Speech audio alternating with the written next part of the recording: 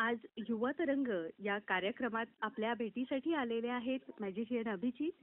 स्वागत आहे त्यांचं 100.1 मेगाहर्ट्झ आकाशवाणी मुंबईच्या FM गोल्ड वाहिनीवर युवा तरंग या कार्यक्रमात. नमस्कार अभिजित सर. नमस्कार, मी जादूगार अभिजित बोलतोय. नमस्कार. नमस्कार अभिजित सर. आपण अनेक कार्यक्रमांमधून जादूचे प्रयोग, जादूचे खेळ सादर करता. अनेकांना केवळ बर्थडे पार्टी किंवा मनोरंजनाचे कार्यक्रम सादर होताना पाहिलेले जादूचे प्रयोग आठवत असतील. तर आपण या क्षेत्रात कसे आलात आणि आपला आतापर्यंतचा प्रवास कसा झाला हे जाणून घ्यायला आम्हाला आवडेल. नक्कीच. अ, मला आठवतंय मी ज्या वेळेला लहानपणी म्हणजे माझं वय सुमारे 10 वर्षाचं असेल मी त्यावेळेला हा. आणि त्यावेळेपासूनच मला जादूची प्रचंड आवड होती आणि बालपणामध्ये जिथे-जिथे जादूगारांचे प्रयोग असायचे तिथे मी तो प्रयोग बघायला जायचो. वा. आणि याच दरम्यानमध्ये जादूगार इंद्रजित ज्यांना आम्ही बाबा म्हणायचो, ते ठाण्याला राहायचे, त्यांची माझी भेट झाली होती. आज ते इंद्रजित बाबा आज हयात नाहीत, परंतु त्यांच्या आशीर्वादामुळे मी जादूगार झालो असं म्हणायला काही हरकत नाही. कारण छोट्या-छोट्या गोष्टी, छोट्या-छोट्या जादूचे प्रयोग त्यावेळेला घ्यायला मी त्यांच्याकडे जायचो. आणि मी राहायला भांडुपला होतो चाळीमध्ये. आणि चाळी हा. सिस्टममध्ये तुम्हाला कल्पना असेल की सगळे कसं एक छान धमाल वातावरण असतं. आणि त्यावेळेला पॉकेट मनी म्हणून कधी घरातून पैसे मिळायचे, कधी शेजाऱ्या-पाजाऱ्याकडून एखादं छोटं-मोठं त्यांची कामं केली वगैरे किंवा काहीतरी कोणीतरी त्यावेळेला 50 पैसे चाराणे वगैरे त्यावेळेला अस्तित्वात होते, ते द्यायचे. आणि हे मी सांभाळून ठेवायचो. आणि ते पॉकेट मनी मी मिळालेला पैसा साठवून ठेवलेले पैसे घेऊन मी तेव्हा ठाण्याला बाबा राहायचे, म्हणजे इंद्रजित बाबा राहायचे, त्यांच्याकडे मी जायचो आणि त्यांच्याकडे छोटे-छोटे प्रयोग घ्यायचो. आणि ते प्रयोग हा. प्रॅक्टिस करायची आणि मग ते परफॉर्म करायचे. आणि भांडूप सारख्या ठिकाणी अशी त्यावेळेला परिस्थिती होती की सत्यनारायणाची पूजा असो किंवा काही चाळीमधून छोटे-छोटे कार्यक्रम त्यावेळेला करायला मिळायचे, संधी मिळायची. आणि वा. त्याच्यातून ही जादू कला पुढे म्हणजे माझी बहरली गेली. नंतर काही भारतातले जादूगार मला भेटले आणि या जादूगारांमध्ये विशेषतः भारतीय जादूगारांमध्ये मला त्यांचा उल्लेख करावासा वाटेल की भूपेश दवे म्हणून जादूगार आहेत, अतुल पाटील आहेत, जादूगार निनाद आहेत, मॅजिशियन सनी आहेत. अशा अनेक जादूगारांनी मला मदत केली आणि त्यांच्या सहकार्यामुळे मी पुढे घडलो. विदेशी जादूगार पण भेटले. त्यांच्या मार्गदर्शनामुळे मला पुढे माझी जादूकला विकसित करता आली. आणि ॲब्सोल्युटली या सगळ्यांमध्ये मी नक्की सांगेन, रसिक प्रेक्षकांनी जी त्यावेळेपासून साथ दिली आणि आजपर्यंतच्या प्रत्येक प्रयोगाला जे साथ देत आहेत, त्याच्यातून जादूगार अभिजित हे घडले किंवा जादूगार अभिजित यांची कला घडली असं काय म्हणायला हरकत नाही. बरोबर. आणि एकमेका सहाय्य करू अवघे धरू सुपंथ याप्रमाणे अनेक जादूगार मित्रांनी तुम्हाला मदत केली आणि त्यामुळे तुम्ही देखील घडत गेलात. खूप छान. सर, असं कधी झालंय का की प्रयोग फसला आहे, म्हणजे अनपेक्षित असा अपेक्षित असा रिझल्ट मिळाला नाही आणि ऐकत्या वेळी एखादी छोटीशी चूक झाली आहे असं काही?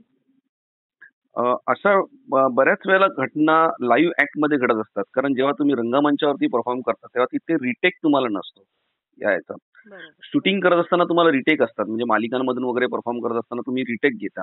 परंतु हम्म. रंगमंचावरती लाईव्ह परफॉर्म करताना रिटेक नसतो. आणि मग त्यावेळेला काय करायचं?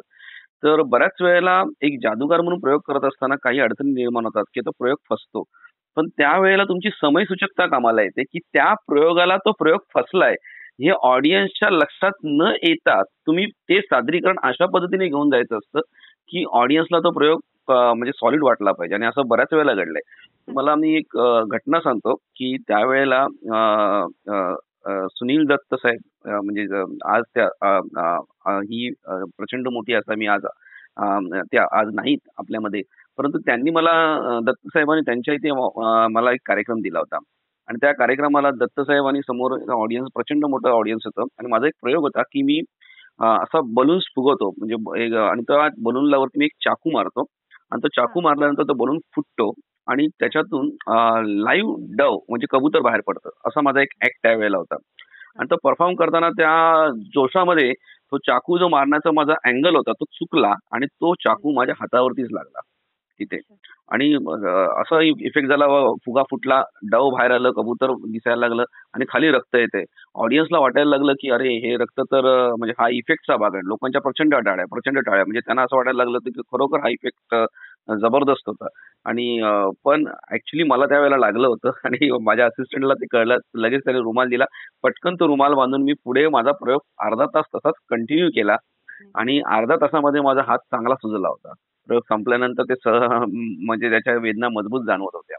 म्हणजे असे काही प्रयोग फसणं वगैरे हा प्रकार लाईव्ह याच्यामध्ये होत होत असतात. पण तुम्हाला समयसूचकता देणं त्यावेळेला खूप गरजेचं असतं आणि बऱ्याच वेळेला आम्ही ते प्रयोग त्या पद्धतीने करून घेऊन जात असतो. हम्म. आणि एखादी मजेशीर आठवण अगदी लक्षात राहिलेली छानशी. नक्की. मला सांगायला नक्की आवडेल, की मी साऊथ आफ्रिकेला परफॉर्म करायला चाललो होतो आणि ज्यावेळेला मी साऊथ आफ्रिकेवरती परफॉर्म करायला चाललो होतो त्या ठिकाणी माझ्याकडे जवळ-जवळ 80 किलो लगेज होतं आणि माझ्या तिकिटाला प्रति व्यक्ती फक्त 40 किलो अलाउड होतं विमानातून घेऊन जायला ते सामान आणि माझ्याकडे जवळ-जवळ 40 किलो एक्स्ट्रा सामान होतं आणि हा. पर किलो त्यांचा चार्जेस भरावा लागतो आणि ते हेवी चार्जेस असतात जे भरायचे असतात ते. तर मी जेव्हा काउंटरवरती गेलो त्यांच्या त्या इथोपियन एअरलाईन्सच्या आणि त्यांना म्हटलं की मला माझं वजन त्यांनी चेक केलं आणि मला म्हणाले नाही तुमच्याकडे खूप जास्त सामान आहे. मी म्हटलं ठीक आहे ना मी रेडी आहे पे करायला कारण समोरची जी पार्टी होती ती मला त्याचं सामानाचं जे काय आहे ते पेमेंट करायला तयार होती. हम्म. पण तुम्हाला इतकं सामान कसलं आहे? तर म्हटलं मी मॅजिशियन आहे. मी जादूगार आहे आणि मी तिथे परफॉर्म करायला चाललोय साऊथ आफ्रिकेला. हम्म. हो, सो यू आर मॅजिशियन म्हणजे त्या लोकांना एवढं मॅजिशियन्स म्हटलं त्यांना म्हणजे अप्रूव्ह होतं की बाप रे बाप! ते एवढे खुश झाले.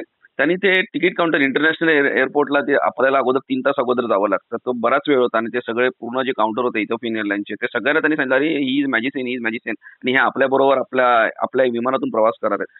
सगळे प्रवासी त्यांचे तो एअरप्लेनचा जो क्रू असतो तो सगळा एकत्रित आला आणि त्या लोकांनी मला जादू दाखवायची विनंती केली आणि मी तिथे इंटरनॅशनल एअरपोर्ट मुंबई इथे मी त्यांना हा. काही प्रयोग करून दाखवले एअरपोर्टवरती 4-5 प्रयोग दाखवले. हे टाळ्यावर चाललेत माझ्या तिथे आणि तुम्हाला गंमत सांगतो त्यांनी त्या 40 किलोचे माझ्याकडनं एक्स्ट्रा ₹1 देखील घेतला नाही. इथून हो. तिथे जाईपर्यंत साऊथ आफ्रिकेचा त्याचं म्हणजे पूर्ण मला ते माफ केलं त्यांनी आणि विमानामध्ये जी मला आफ्रिकेपर्यंत जी ट्रीटमेंट दिली, ती एका हम्म. खूप मोठ्या सेलिब्रिटी प्रमाणे ट्रीटमेंट दिली. म्हणजे जवळ-जवळ जसं काही मी त्यांच्यासाठी अमिताभ बच्चनच झालोय असं मला वाटू लागलं होतं. म्हणजे एवढी जबरदस्त ट्रीटमेंट त्यांनी इथून साऊथ आफ्रिकेपर्यंत दिली. हा एक खूप जबरदस्त अनुभव होता. खरंच अशा आठवणी ज्या असतात त्या अगद्या मनाच्या कुपीमध्ये हृदयामध्ये जपून ठेवण्यासारख्या असतात. आणि आजवर तुम्ही आता मी पुढचा प्रश्न तर विचारणार आहे परंतु त्या अगोदर एक व्यावसायिक विश्रांती घेऊया आपण. अभिजित सर. नक्की, नक्की. हो. आताच तुम्ही सांगितलं सर की तुम्ही देशविदेशांमध्ये जसे कार्यक्रम करताय तर अशा कार्यक्रमातून तुम्हाला जे अनुभव येत गेले त्याचा तुम्ही तुमच्या या क्षेत्रात काम करताना कसा उपयोग करून घेतलात? अ, अनुभव हे खूप छान होते आणि जेव्हा तुम्ही विदेशामध्ये परफॉर्म करता, हा. त्यावेळेला तुम्हाला प्रचंड प्रेम आणि सन्मान मिळतो. आपल्या खूप कमी लोकांना माहिती आहे, की जादू ही भारतीय कला आहे आणि ही जी कला आहे, ही आपली उगमच आपल्या भारतात झालेला आहे. पण तुम्ही जेव्हा विदेशात जाता, लोकं इतकं प्रचंड प्रेम करतात ना या कलेवरती, नो डाउट भारतीय पण या कलेवरती प्रेम करतात. परंतु मी एक ऑब्झर्व्ह केलंय, की जादूगार म्हणून परदेशामध्ये प्रचंड संधी आहेत आणि भारतात देखील संधी आहे. परदेशात गेल्यानंतर तुम्हाला त्याचं एक वलय तुमच्या भोवती निर्माण होतं, की तुम्ही परदेशात जाऊन आलेलात आणि त्याचा भारतामध्ये हा फायदा होतो, की तुम्ही जेव्हा इकडे परफॉर्म करता, तेव्हा हं. तुम्हाला सेलिब्रिटी शोज, कॉर्पोरेट शोज मिळवण्याकरता याचा खूप फायदा होतो. आणि हे शोज करत असताना तुमच्या ओळखी वाढतात. त्यामुळे तुमचा स्टँडर्ड शोचं जे असतं ते खूप वाढतं. या पद्धतीचे बेनिफिट म्हणजे कमर्शियल बेनिफिट आपल्याला बराच होतो. त्यामुळे अ, अ, परदेशात जाण्याचा मला प्रचंड फायदा झाला असं मी नक्की म्हणेन. अरे वा, खूप छान. आणि जादूचे प्रयोग म्हणजे काय तर हातचलाखीने सादर केलेले प्रयोग परंतु लोकांसमोर भ्रम निर्माण करून आपली ही कला सादर करणं यासाठी जी मेहनत घ्यावी लागते ना सर त्याबद्दल थोडंसं जाणून घ्यायचंय. नक्कीच. अ, अ, बऱ्याच वेळेला जादूगार म्हटल्यानंतर त्यांना वाटतं काय खूप सोपं असतं. किंवा काही प्रयोग बघितल्यानंतर लोकं प्रचंड अट्रॅक्ट होतात आपल्याकडे. आता उदाहरण सांगतो, की तुम्ही बऱ्याच वेळेला पाहिलं असेल, की माझा पण एक प्रयोग आहे, की मी रिकाम्या हाताने नोटा काढतो रिकाम्या हातातून आणि मग प्रेक्षक येऊन विचारतात, "हे आम्हाला पण शिकवा." मग खूप बरं आहे म्हणजे लाईफमध्ये काही टेन्शनच नाही. तर मी त्यांना म्हणतो, "जर हे खरंच शक्य झालं असतं, तर मी इकडे कशाला आलो असतो स्वतः? पैसे मी पण घरी तेच करत बसलो असतो." म्हटलं. तर जादू म्हणजे हा भ्रम निर्माण करणं. म्हणजे तुम्ही जसं मगाशी म्हणालात, जादू म्हणजे भ्रम निर्माण करणं. बरोबर. जादू ही 3च गोष्टींमुळे शक्य होऊ शकते. एकतर हातचलाकी, दुसरं आहे तुमचं, की त्याच्यामध्ये विज्ञान खूप महत्वाचा भाग असतो विज्ञानाचा. आणि बरोबर. तिसरं असतं की एकतर तुम्ही मिसडायरेक्शन करता किंवा समोरच्याला संमोहन करता असं म्हणूया हं. आपण त्या ठिकाणी. मिसडायरेक्शन किंवा संमोहित करताय तुम्ही त्याला थोड्या वेळाकरता. तर या 3 गोष्टींशिवाय जादूचा प्रयोग होऊच शकत नाही. आणि ह्या 3 गोष्टी त्याचं बेसिक आहे. आज प्रचंड मेहनत एखादा प्रयोग करायला प्रत्येक जादूगाराला करावी लागते. मलाच नव्हे, प्रत्येक जादूगार हा प्रचंड मेहनत करत असतो. जादूचं सामान इतकं महाग आहे, की लोकांना त्याची कल्पना नाहीये, की प्रचंड महाग हे जादूचं सामान आहे.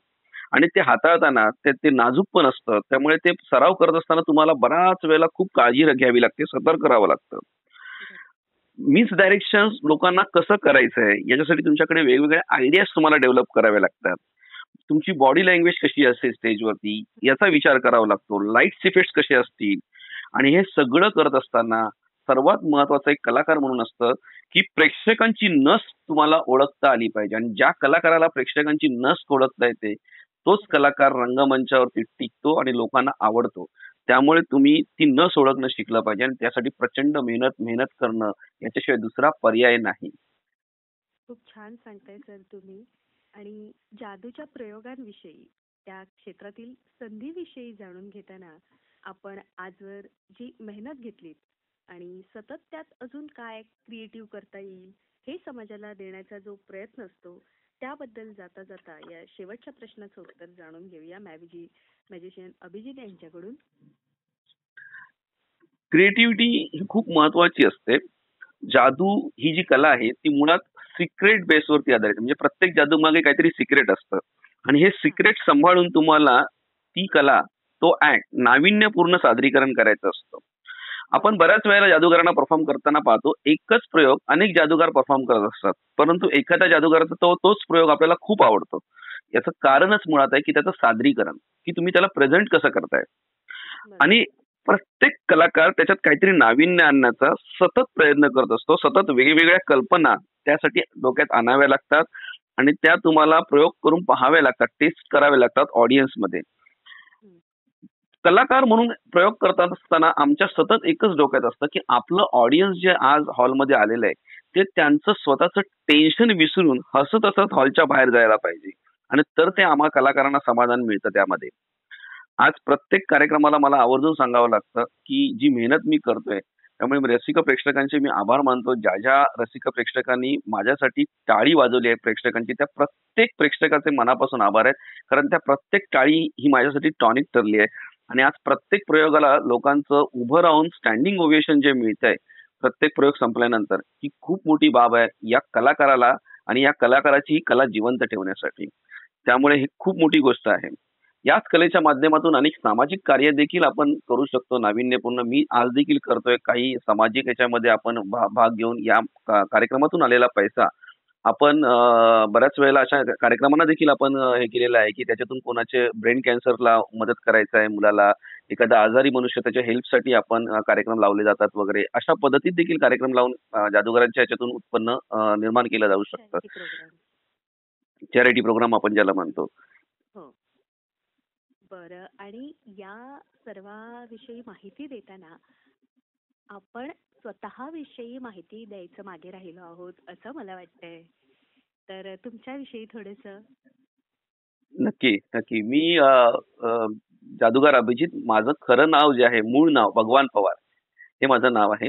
माझा जन्म भांडूप मुंबई इथे झाला आणि हां. जेव्हा मी जादूगार म्हणून माझं काम सुरू केलं, त्यावेळेला मी जादूगार अभिजित म्हणजे व्यावसायिक नाव हे आमच्या कलाकारांमध्ये एक बदलण्याची एक पद्धत असते. अशी एक छोटीशी हां. प्रथा आहे. ओके. काही लोकांना जे नाव आवडतं त्या पद्धतीने ते चेंज करून त्या रंगमंचावरती आवडतात. त्याप्रमाणे मला जादूगार अभिजित हे नाव जरा जास्त आवडलं. त्यामुळे मी ते नाव स्वीकारलं आणि मग त्याच नावाने आता मला लोकं ओळखतात.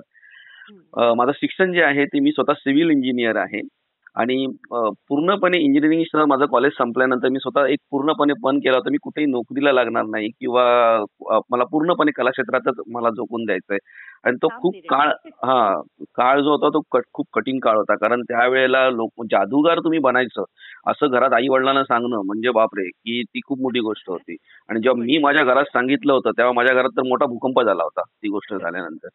परंतु तरीसुद्धा मी आज या क्षेत्राकडे वळलो आणि चॅलेंजेस भरपूर आले. त्या संघर्ष करत पुढे जात आज एक यशस्वी जादूगार, यशस्वी कलाकार म्हणून मी नक्कीच आपलं पाय या क्षेत्रामध्ये रोवून आहे.